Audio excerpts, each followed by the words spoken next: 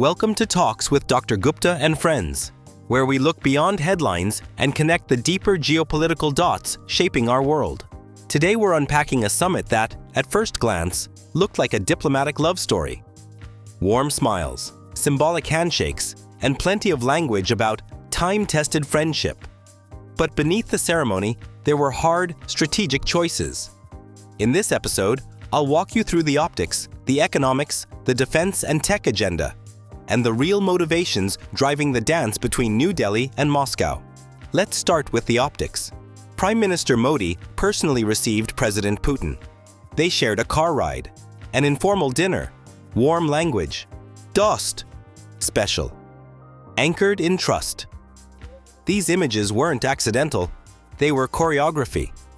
The message was aimed at three audiences: domestic India, signaling stability and continuity; Moscow, reassuring Russia it isn't isolated; the West, reminding Washington and Brussels that India still has options. Optics aren't empty.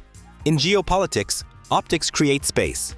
Space to negotiate, to resist pressure, and to expand partnerships. But now comes the reality check. Before 2022, India-Russia trade hovered around $10 billion a year. After the Ukraine war, it exploded, crossing $60 billion. And let's be honest, that surge has one engine: discounted Russian crude. India's share of Russian seaborne oil went from single digits to almost 40% at its peak. So while the rhetoric is about trust-based friendship, the backbone of the current relationship is transactional economics, cheap energy. And that's okay. Nations act in self-interest. But we must see the relationship for what it has become. Strategic, yes, but also opportunistic. Putin tried to widen the economic agenda beyond oil and arms. The summit highlighted cooperation in space technology, nuclear projects including Kudankulam and small modular reactors, shipbuilding and aviation, and even AI and advanced tech. This is Russia's message. We don't want to be just your oil supplier or legacy defense partner. We want to be part of your future economy. If, and it's a big if, these tech collaborations materialize, the partnership becomes deeper and less one-dimensional. But for now, they remain promises on the horizon, not delivered outcomes. Now, the most interesting part of the summit wasn't what was said, but what wasn't. There were no big-ticket defense announcements.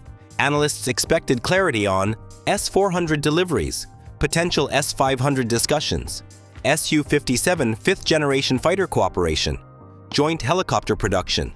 Instead, silence.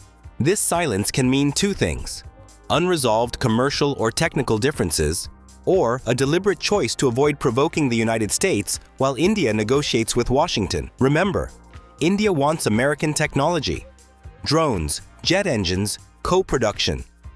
Publicly embracing new Russian systems could disrupt those ambitions. So the defense partnership remains strong: BrahMos missile co-production, T-90 tank manufacturing. But any new deals are increasingly opaque, quiet, and politically calibrated. Then comes the financial engineering problem. Everyone loves the idea of de-dollarization. Until you try to implement it, India imports huge volumes of Russian oil, gas, and defense equipment. Russia imports very little from India, so Russia ends up with a giant pile of rupees that it cannot easily spend, because the rupee is not freely convertible. This is the fundamental limit of rupee-ruble settlement. Not geopolitics, not ideology, just basic accounting. Until the trade imbalance narrows, de-dollarization will be more slogan than solution. On paper, Russia promises uninterrupted energy flows. In reality, India is quietly reducing purchases. Why? Because US pressure has teeth: punitive tariffs, secondary sanctions risks, and political signaling. Indian refiners don't want to be caught in the crossfire.